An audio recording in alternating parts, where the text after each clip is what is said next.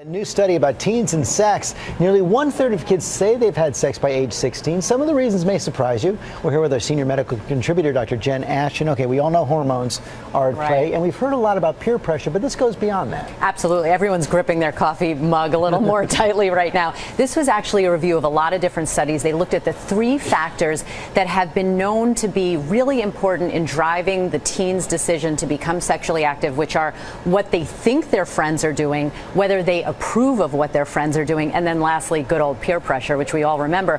The study and review found that all 3 of those things are important, but what carried the most power and made the most impact on these teens was whether or not they thought their friends were doing it also. So this represents a target for intervention so we can help our teens make the right decision. So how do we do that? And I'm going to ask you, because in your practice, you work with a lot of teenagers. Yep. What do you say to them, and what can we take away from that? Right, it's half my practice, actually, Lara. And what I tell my teenage patients is do something because you want to do it, not because you think someone else wants you to do it.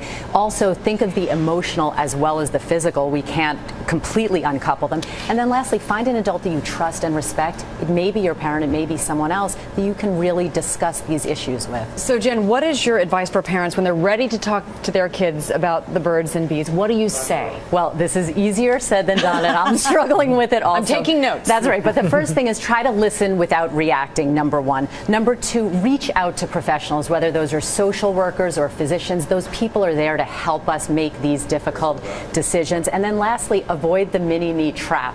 Things are different than when we were teenagers. We have to accept that, and don't try to make your kid into a mini version. That's a good way to put it. That is a really very good advice. That's great. Thank you, Jen.